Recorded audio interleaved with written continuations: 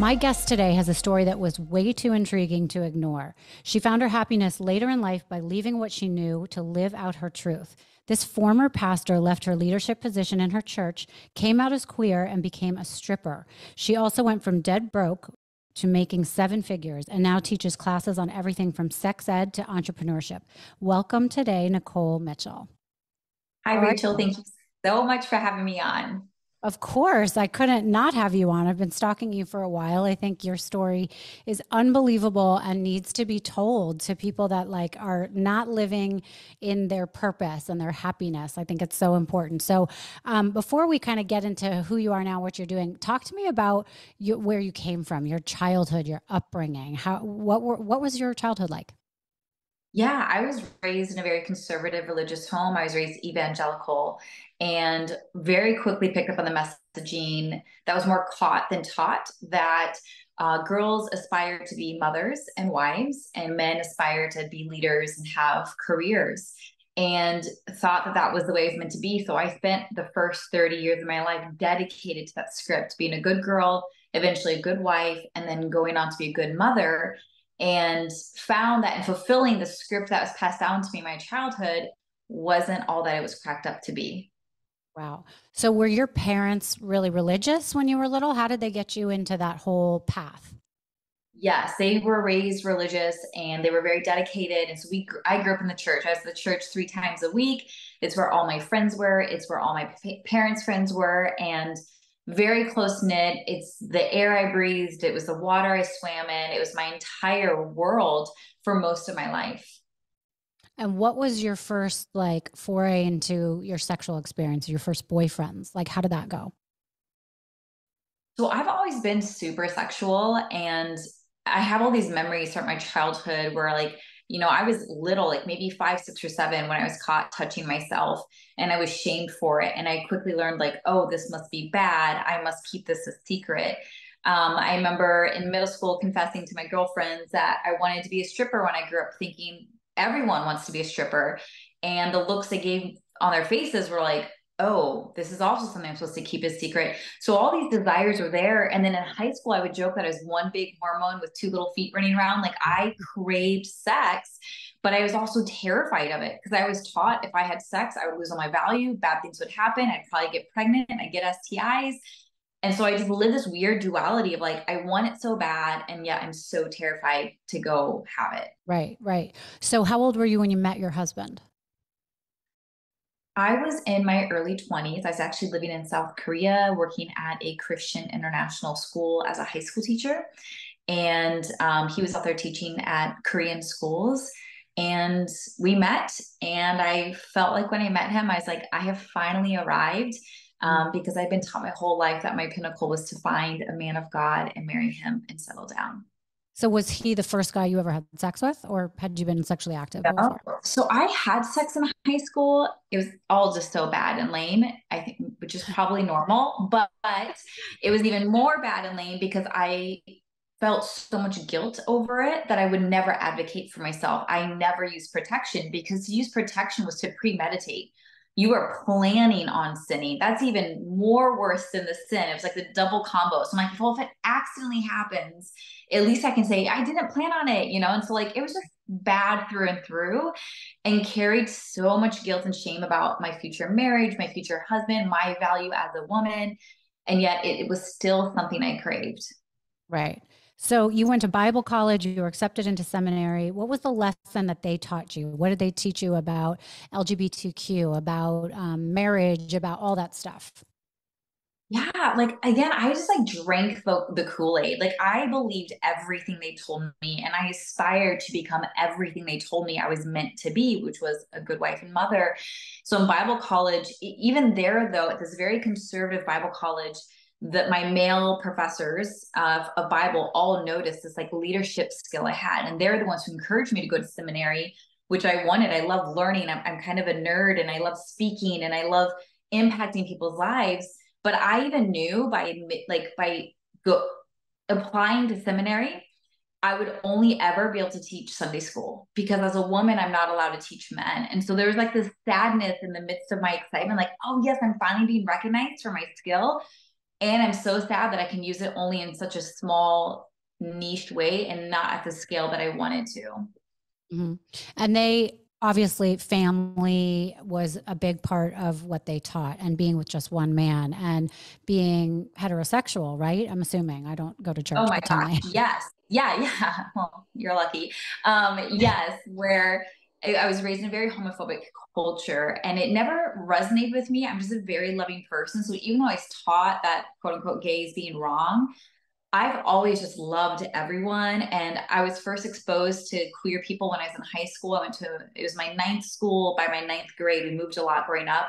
And it was my first public exposure to queer, openly queer people. And they were my favorite. They were the most loving, the most fun, the most inclusive. I remember begging to be gay because they represented who I wanted to be. And so I saw firsthand that what I was taught about them was not real, that Right. they're wrong and horrible and evil. And so even though my head knew what my church taught, my heart knew that it wasn't ultimately true. Hmm.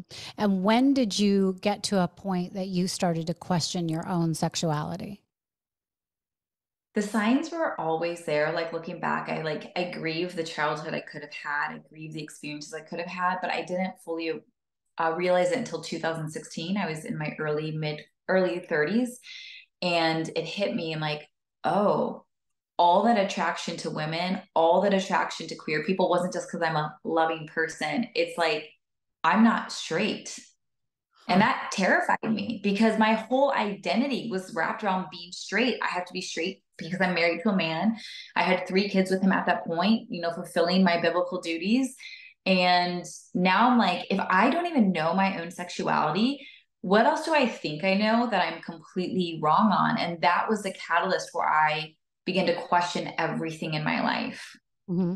And you use the word queer. Can you explain to people that are listening the difference between being lesbian or being bisexual and queer, so we all get that straight? Totally. And I love that you asked that, Rachel, because queer does mean different for every person. And so when I first realized my queerness, I didn't know what I was. I just knew I wasn't straight. So I'm like, am I bi? Am I gay? I don't even know. And over time, I realized like the term that I most identify with is pansexual Okay. because I'm attracted to all kinds of genders. I'm attracted to all kinds of orientations. Bisexual also applies. The reason I don't use it as much is that people tend to assume like, oh, you're into femme women and masculine men. I'm into all of that and also the opposite. I love femme men and I love masculine women. I love trans people.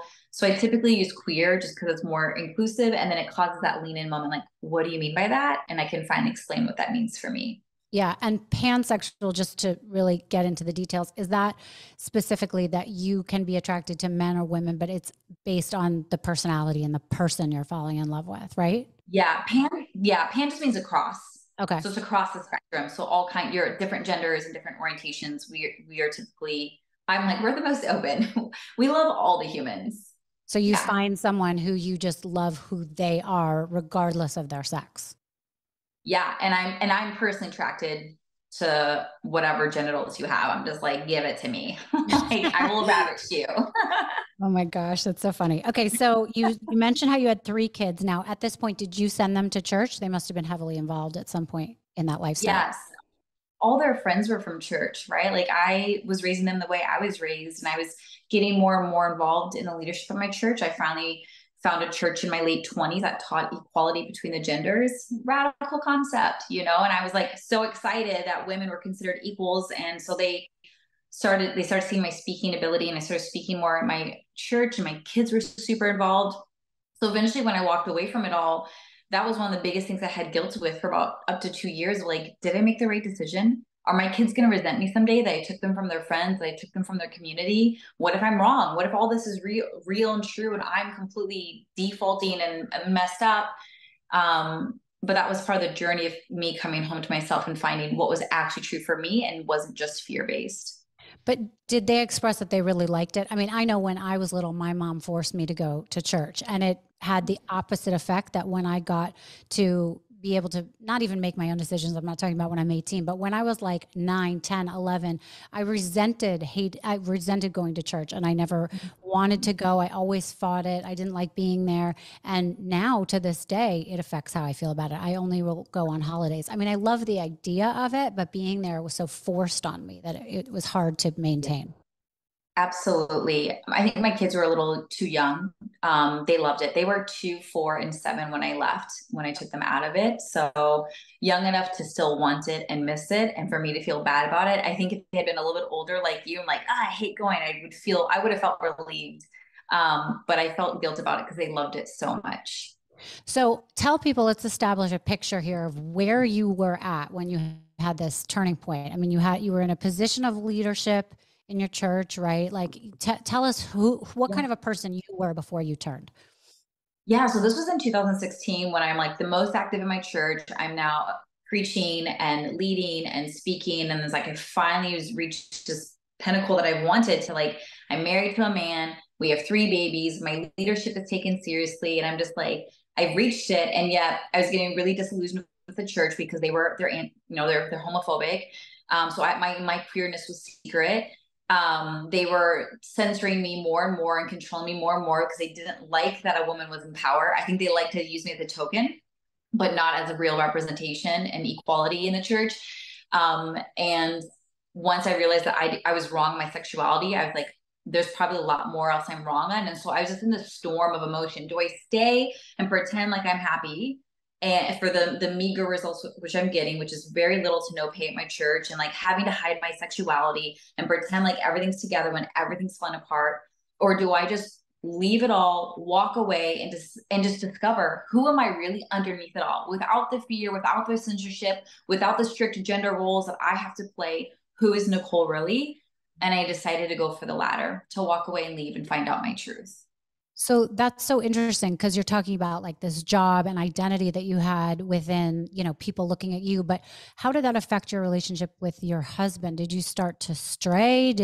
What happened when you told him about this? Did he have a feeling coming up, with you telling him?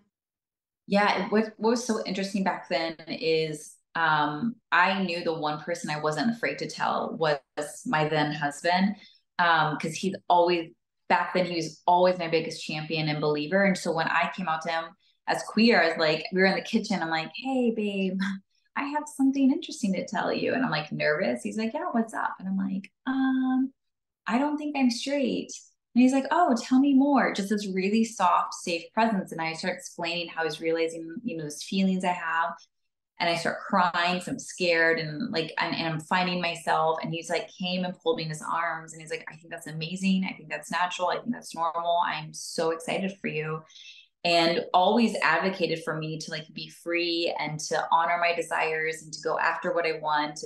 And yet I was terrified because I'm like, but what if my desires cost me my marriage? And so I didn't know what to do because I had no intention of leaving that marriage. But I also had never discovered the side of myself, and I was trying to figure out how to walk that road. So, okay, let me just think about how most men would handle that conversation. They would either be like, great, my wife wants to have a threesome and I get to now, fuck other women. Or, I think a lot of men would probably get threatened and jealous and be like, well, you can't be with anyone else. So, Yeah. was he telling you could be in an open marriage and you could try things out with women? Like what were you actually doing at that point? Yeah. So at that point, he wanted me to go out and explore, not involve him. He's like, you never got to have those experiences. I would never want like our marriage to hold you back. So like, go have experiences with women. And I was like terrified because I'm like, what if I love it and it makes me want to leave it. I just was so afraid of my own body, my own pleasure, my own wants, my own desire, that I was like, no way would I ever jeopardize our marriage over this. Like, that is crazy. And then I remember like months later, I ended up going to this conference and I made out with several women, and it was like amazing. It wasn't like, oh, I'm gay, but it was amazing. And then I came back home and told him, and he was triggered. Even though he'd been telling me for months to go do it, when it came to reality, it was actually really hard for him. And I was like, oh. So then I pushed it all back away again. It's like, I'm not willing to lose our marriage over this. Mhm. And kind of stuffed it back down, even though it's now publicly out as queer. There really wasn't much I could do about it. And how was your sex life with him at the time? If you had asked me back then, I would have bragged it up. I've been taught in the church to always highlight the good, downplay the bad. That's what a good wife does. But in my 12 years with him, I was never given an orgasm. And I am very sexual. Like, I could easily have sex every day.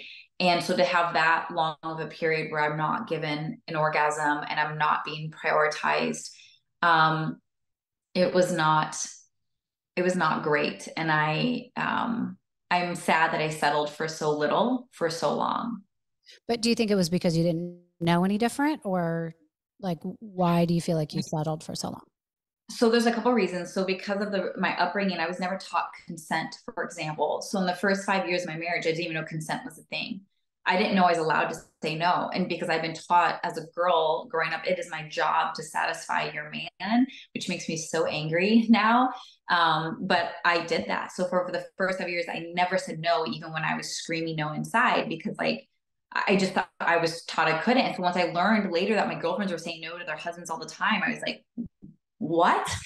And I was so mad. How could I not be taught this? That I had agency over my own body.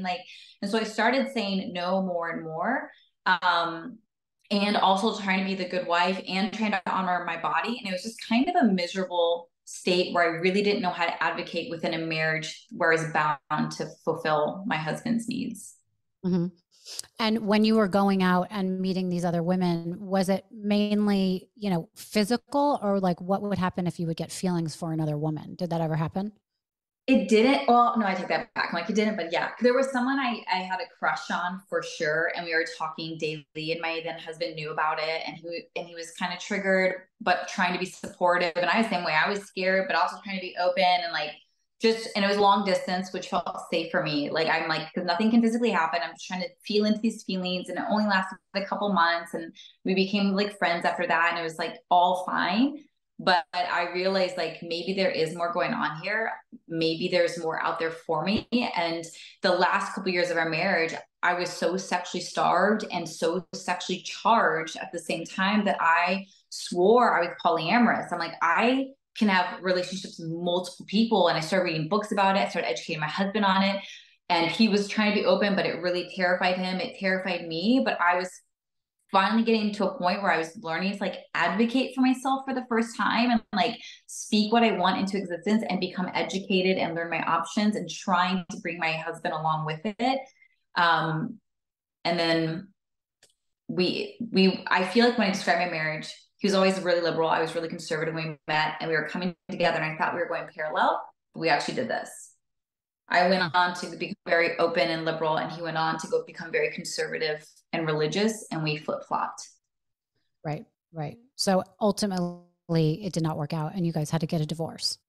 Mm-hmm. And Yeah. was that after you left the church and all of that behind, or was that during that process? No, I left the church in 2017, and then we became one of the pandemic couples. So we got divorced in 2020. Got it. Okay. So now spool back for a second and talk about what steps you actually took to leave that former life behind and start a new one. Yeah. So one of the things is I like literally like, preached one Sunday or Saturday and Sunday. We had 3 services. It was a mega church. And then when I walked out that Sunday, I knew I was never coming back. And I didn't tell anyone. I was so done. I was so burnt. I had been so damaged through the process of working there that I knew they wouldn't care if I told them anyway. So I just walked away and left everything in 2017. And like just kind of on this journey of unpacking theology and unpacking sexuality and unpacking the indoctrination I grew up in. Like I was like, I had to leave it all. And so then finally in 2019, I was like, I literally need to like leave. So I was living in Minnesota at this time, and we packed up and moved to California. Cause I'm like, I need a fresh slate where no one knows anything about me and I can be whoever I say I am. And that's what it required for me. I think if I had stayed where I was, it would have been a lot harder because people would have tried to keep me in that box I'd always been in. But coming out here where no one knew anything about me was such a chance for like fresh air, a fresh start, and be really intentional about who I am in front of other people. Right. So you could start kind of completely a whole new life. Okay. So what is your actual job now, or what did you first go into? You're a stripper, you're an OnlyFans creator, you're a teacher of this educational stuff with sex ed. Tell me exactly how you would define yourself. Yeah, so I'm a life coach and an adult content creator. So I left everything in 2017. I found that coaching completely changed my life. I hired my first life coach in 2017 to figure out who am I, what am I, and what is my purpose. Started my own life coaching business in 2018. and started helping people and come home to their power and start living their truth. And it was so invigorating and intoxicating to like find personal power. Because in my church, I'd been taught you have no power, Nicole. You have to rely on your husband, your pastor, and God. Don't ever stand on your own 2 feet. And so it's helping my clients stand on their 2 feet, declare the life they want to live and go after it. And during that time when I left everything, like all these sexual desires that I had suppressed my whole life just came raging to the surface. Like I was starving to express myself sexually. And when I learned about OnlyFans, I was like, oh my gosh, there's an actual platform where I, from the comfort of my own home, can post these sexy photos I've taken of myself in the past 5 years. Like my best friend back then would always take naked photos of me. Like it's always been there. I always hide them on my phone. They weren't even for my husband. They were for me. Mm-hmm. I love them. I thought they were gorgeous. They were beautiful. They were sensual. And I so badly wanted the world to see them, but Facebook won't let you and Instagram won't let you. So when I learned about OnlyFans, I was like, this is it. This is my outlet. But it took me about a year to like work through my fears. What do I do if my children find out? What do I do when my parents find out? What will this do to my clients? Will my life coaching clients feel like I can't take you seriously? Like I had to work through all of the fear that came with that. And then finally in 2019, I like felt really clean and clear about it. And I launched it that year and I loved it. Wow. That's such an amazing story. So the people you were life coaching for, it was not about anything sexual, was not that storyline. It was just about how to be a better person, find your purpose, your happiness. And internally you were wanting to do more sexually. But okay, so the OnlyFans is what brought you to that pinnacle. Yeah. Now talk to people about OnlyFans, because I think, I mean, I've talked to a number of different people because I feel like a lot of people have OnlyFans. And so many people are interested in getting started in it, but are so confused by it because number one, it deals with content that they don't know that they're ready to put out. They're scared of like this coming undone or this coming out, so to speak. And then also, how do you even find people to be watching you? I mean, it's like twofold, right? How did you get your viewers? Yeah. So OnlyFans, I think the best way to think of it is just like any other social media platform. It's just a place for you to make it whatever you want to be. So it could be just equal to you creating a second Instagram account where it is solely just for you to practice taking up space. So whether it's you taking up space sexually, you taking up space like speaking your truth and not censoring it like you have to in front of your family and friends, or being the professional version of you when everyone just sees you as the goofy version of you. Like it's just another chance or outlet to like who do you want to be? How do you want to be seen? So when I started it, I didn't tell anyone. It was just for me. What did it feel like for me to post sexy photos of myself on this platform? And of course, I was scared. I was also kind of excited. And I kind of like that feeling of like I was on the edge of something.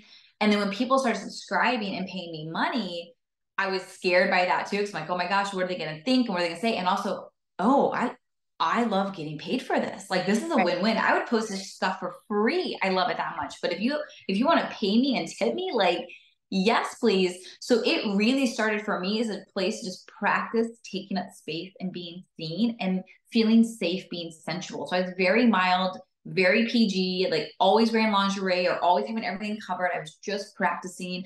And when people are like, hey, spread your legs and show me, baby, I would be like, thank you so much for asking. I'm not there yet. But if you're willing to stick around, you'll see, you'll join me in my own evolution. And I think that's part of what built a loyal following is like, I didn't come on here just like, here it is, eat it. It's like, hey guys, I'm going to try this. I'm kind of nervous. They've seen me unfold and evolve in real time. And that's kind of rare. Like if you go to Pornhub, you just get porn, but you don't see a woman's evolution in real time. And it's really authentic. And I think it's part of what makes it so magnetic. So what I eventually did after I started it, I did make a post on social media saying, I'm now doing this thing. I'm excited. I love it. If it offends you and bothers you, please unfriend me and unfollow me now. If you're inspired by it and you want to like see what the journey is all about, you're welcome to join along. But moving forward, this is what I'm doing. And like, I'm making peace with it. Don't bring your issues to me here. And then I got really good at getting media because like you said, if you don't get exposure, no one can find you. This is true for OnlyFans. This is true for your business. This is true for finding clients. If people can't find you, they can't pay you. So I've gotten really good at getting press to like let people know I'm out here if they would like to follow me on OnlyFans. So you said something that was really interesting. You said you were nervous to start because of what your kids might think, your family, your clients. What was the reaction of everybody after you started and kind of it became known you were doing this? Yeah, my family was horrified, right? Like it was like I'd gone off the deep end and lost all sense of direction and lost sense of who I am. And I totally lost and wrong. And it was heartbreaking for them. And I understand because of the beliefs they hold. I used to hold those beliefs. I would have thought the same thing 10 years ago. And so I really had to stand on my own 2 feet and trust that I was making the right decision because there was so much feedback about how I had lost it and I was wrong and I was ruining everything. I was ruining the reputation of Jesus. I was ruining my marriage. I was ruining my kids' futures. My kids were young enough to where like they didn't know, they were pretty small then. But I've gotten a lot of press and there's my stories ever on the internet. My kids are on the internet. So we have lots of conversations about it. They don't know the details, but they know I'm a model. I do lingerie nude shoots and they see my toys and they're just like, that's weird. Like it's not like this like horrible thing. It's like, that's weird. And I'm like, yeah, I used to think that when I was a kid too. And when you get older, you'll learn that adults do adult things and kids do kid things. And this is just for adults. And that's fine if you think it's weird. I'm like, okay. It's I think a not lot of the big deal that people thought it would be. Yeah, I think a lot of kids think their parents are weird no matter what it is, even if it has nothing to do with sex Yes, toys. So my daughter tells me I'm weird all the time anyways too. So I don't think it matters. So that's I've true. seen your social media and people should take a look at it, but explain the difference between what you put out on your social media and your Instagram and then what's different about then what they can pay for. Because the stuff on your social media is a little risky and erotic, right? Yes. Yeah, I love giving like little teasers on my social media, especially Instagram. I love being sexy and I love being sensual. And if I can capture that in a photo or video, I want to share that with the world. But when you subscribe to my OnlyFans, I make explicit content. I make girl content. I've made some boy girl content. I make a lot of solo content. And you also, beyond that, you also get to know more about me and my personal life that you would never know on social media. So that's why I also love this platform. It's not just so I can spread my legs, it's also so I can share my heart. And so my fans know about my kids, they know about my dreams, they know about my interviews, and they're so supportive. Like, tell me as soon as your episode drops. Or like, oh, your kid's birthday's coming up. I'm mailing gifts. So my kids get gifts in the mail for my fans. Like, it's very communal and it's so unique because in most adult spaces, it's just for sex, it's just for porn. But in my space, like, let's talk about your kids and your kinks. Let's talk about your fears and your fetishes. And that is, I think, so nurturing and fulfilling to their whole person that it just keeps drawing people in. So how often do you have to work, quote unquote, put out new content, make videos? Like what is the week in the life or day in the life? Yeah. So I produce a lot of content. I've gotten really good. I've been doing this for 3.5 years. So I'm really good on capitalizing on opportunities. My selfie or my tripod stick is with me everywhere I go. Um, and so I post every single day on OnlyFans. I am in the DMs every day on my OnlyFans. I sell videos every Tuesday and Friday. I do 3 live streams every month. I sell one-on-one calls. People can do one-on-one Zoom calls with me. And in the beginning, it was overwhelming because you're trying to juggle and you're trying to figure out. Now I've done it long enough where I have a system and it feels really easy. I have a lot of time because I can schedule out my posts for the day. So I don't have to be there live. I can schedule out when I send out a DM or a video I'm selling. And then I usually, when I make content, it's usually like one batch. I can make a ton on this day. So I don't have to make any for 2 weeks. Right. So it provides a lot of time and space freedom in my life. And you've openly talked about the fact that at one point in your life you were basically broke and living off of food stamps, and now you've gone into making over 7 figures. How do you actually make money doing this? So yeah, this is one stream of income where a big chunk just comes in subscriptions because they Wow. have to pay for mine. You can create a free one. I have a subscription based one. So they have to pay my monthly fee of $15. When you buy any of my videos on Tuesday and Friday, whenever you buy my panties, when you book a one-on-one call with me, when I do my live streams, they tip me. I do a monthly campaign. It's like a fun game activity we play that raises money. So they're tipping me during the game. There's so many ways that you can make money on that platform, which I teach inside my OnlyFans training because I get that question a lot. How, Nikole, how do you make money on there? There's so many ways, but it just starts with you starting. If you can just start it, you'll eventually tack on all the ways you can make more money on there. Right, right. So, explain to people what you think is the best, like, what are the best pieces of content to put out, or what works and what doesn't work? Honestly, it is like what is authentic to you. I'll have women come to me like, okay, so I have to show my pussy right away, right, Nikole, to make money. And I'm like, whoa, whoa, whoa. Like, if that's what you want to do, yes. But that's actually not what you don't want to do. No.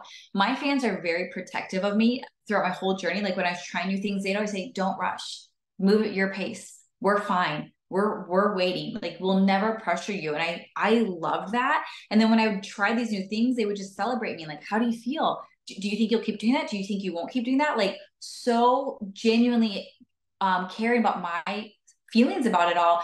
That's what makes it so magnetic. I'm not just like, here guys, take it. I think they'd honestly be a little shocked, like, whoa, that's not you. Why are you doing that, Nikole? So if you can be authentic about what your boundaries are, and you have to be really honest, like don't be wishy-washy. They actually admire you more when you lock in your boundaries than when you try to pretend like you'll do more than you actually will. They actually respect that because now they know what to expect. They can see you when you start growing past that edge, and then they get to celebrate you in that growth. Right.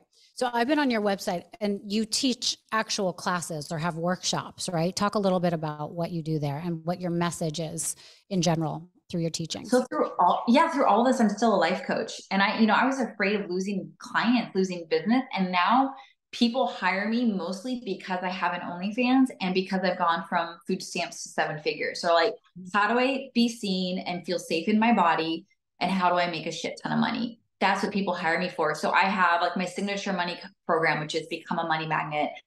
I have Absolute Confidence Masterclass, which is like, how do you have confidence? How do you show up in your truth, in your power, in your body, in your sensuality when the whole world is telling you to shrink and be quiet? I have a Sexy and Free program, which is my signature embodiment program. What's it like to live in a body and feel safe in it, feel sexy with it, and to express it in a way that feels amazing and you feel safe? So I have over a dozen courses, and I'm currently teaching a parenting course. Like people are asking, how do you raise kids? How do you talk about sex? How do you talk to them about your work? How do you help them handle bullying? How do you raise kids to like be good with money? And so that's now what I'm currently teaching, and I love it. So I saw that you have a sex ed live stream every month. And at one point, like one month was about deep throating. The other month was about sex clubs. So talk to me about that for a second. Because when I saw that, I was like, wait a minute, how does she teach about deep throating to all these people? Give us some tips on that, Nikole. Yes. So inside my OnlyFans, and that's why I love it. It's so holistic. It's not just like porn. It's like I actually want to educate and I want to connect and I want us to learn together. So every month I host a sex ed live stream on there, and I pick a topic that typically is something I'm currently learning or going through. So again, so authentic, and they're like, tell us more. So I've gone to some sex clubs recently. So my one was like all about sex clubs, and here's what I've learned, and here's my tips, and here's what I didn't like. And like they just eat it up because a lot of these people haven't themselves given themselves permission to try these things. Deep throating, because I'm like, I find it super hot when you can when I watch a woman deep throat online, I'm like, oh my God, that is goals for me. But I can do that. I want to do that. So I started researching it. I took a deep throating class online. What? I'm like watching these videos. I'm like practicing at home with my toys, and like I'm practicing on people. And it's just like, oh my God, I love this. And so I bring this conversation, and people like you said, tell me more. But it all starts from like honoring your desires. I don't deep throat because I'm a woman, I'm supposed to. Ew. I deep throat because it turns me on. So I only do what lights me up. So that like grosses you out and you have no interest, don't do it. Right. Like just honor where you're at, glean the information that's going to help you tune in on doing it well, doing it safely, doing it consensually, and you'll have a pretty amazing experience with it. What consequences have come with this choice that you've made? Oh, I love that question, Rachel. I've lost all three of my best friends. I've lost my entire family. Have probably been my biggest losses. And I've cried many, many tears over it. I don't regret it. It was worth it. Like, if me being me costs people who love me, then I don't know if that's real love. If you can only love me when I'm who you need me to be and not who I actually am, I don't know if I want that love in my life, even though I grieve their absence. I miss them. Starting over in your mid 30s with people who don't know anything about you is beautiful, but also like there's no history there. There's no like, who can I call with this little thing? Oh, wait, I can't call that friend. So I've had to start over and find new friends, and it's really slow, especially here in Orange County. It's very conservative here, and so people love me, and then when they find out what I do, um, good chunk of them ghost me. And as a very sensitive and loving person, that's really hard for me. So that's definitely some of the flip side of the work that I do. And what's been the best thing about changing your life? Oh my God, I'm so happy. Rachel, I'm so happy. Like to live life on my terms, to know who I am, to know what I want, to be good at it. To like, I've become such a savvy businesswoman. Little Nikole, who couldn't rub $2 together, who'd been taught her entire life to depend on a man, is a single mother of three, providing for her family in California, crushing it, loving it, public about it, shameless about it. That you can't put a price tag on. And that has been worth the entire journey. I think it's such a universal theme that people live in their past and are stuck in the guilt or stuck in the shame for whatever they're going through. It's such a good lesson that if you find your purpose and your path, you can kind of get out of that. And as long as you own it and are happy with it, like you can shed all of that fear and judgment and, and you can find your new friends too, I'm assuming. 100%. Yeah. Yes. And what is your dating life like now? Have you fallen in love with anybody? Yeah. So after I got divorced, I went through what I called my slut phase. I just was like so hungry. I just fucked everyone. I'm like, I just need the feeling of being well fucked and fucked often, and like just went after it. And I actively was trying to find women actually too. I had women on my date, I'm open to women on dating apps. But it's funny, it's like when you come out later in life, you kind of hit through a second puberty. So with boys or men, I'm like, I'm so good. I know what I'm doing. I know how to land any guy. But as soon as a woman would slide him into my DMs, I'm like, what do I say? What do I do? What if I like scare her away? And I could not land a woman to save my life. I could score all the men. And it took me about over 2 years after getting divorced before I finally found my groove and I feel really confident with women. And I'm like, come here, honey, let me ravish you. And it was amazing. It was so healing to just like honor my desires on my timeline. I didn't have to run it by anyone. I didn't have to get it approved by anyone. It's like, you want this, Nikole? Yes, go. You don't want this, Nikole? Don't stop. Like, that's what I want for every human. And especially for those of us who come out as queer later in life to have the chance to discover and explore and experiment without the rules and the balance that have been put on us our whole lives. What is your thought now about God? I think there's probably some entity out there, whether it's God, it's loving intelligence, it's my highest and best self. I do feel like I co-create with something. And I love it. I love the mystery, but I don't hold to it too tightly. After realizing I used to have all these beliefs I was so solid about, and now I don't think any of them are true. I hold all my new beliefs pretty loosely, and it feels good. If you weren't doing this job, what do you think you would be doing? I would be an actress in Hollywood.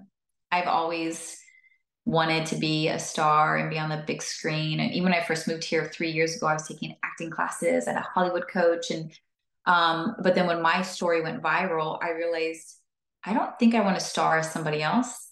I think I Mm. like being the star of my own life. And so then I really poured it into myself and Mhm. stopped my acting classes. But if I wasn't being the star of my own story, I would definitely be on the big screen.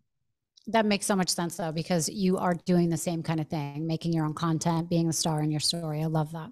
So tell people I'm where a they can performer. find you if they want to sign up for a class, share all the links right now. Yeah, you can find all my links on my website, NikoleMitchell.com. My name's spelled with a K, Nikole. You can check out all my digital courses as a life coach. You can check out my social media. You can check out my OnlyFans. You'll see that you can work with me one-on-one. Lots of ways to connect, and I'm happy to connect. And do you read all your DMs if people are messaging you or do you read the comments? I do. So I run all my social media. It's a little insane. I'm at a point where I should have someone do it, but I'm so protective of my people. So I'm in my DMs every day on social media.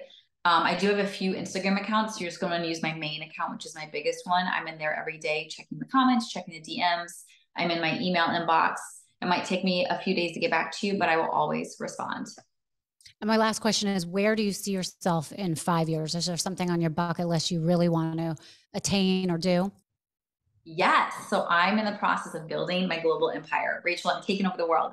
So like what I want to have in the future, it's like I want to have a lingerie line. I want a sex toy line. I want my own TV show. I want my own fashion line. Like I am just getting started. And I even wrote about this on social media last week where I said I could stop right now and just maintain what I'm doing and live a really comfortable life. But I am designed for so much more. And this is just me cracking the tip of the iceberg. And I cannot wait to see what the future holds. Well, your story is so inspiring. I wish you the best of luck. I will make sure I check in and go on the journey with you. And I hope everyone else does too. Thank you so much, Nikole. Thank you, Rachel.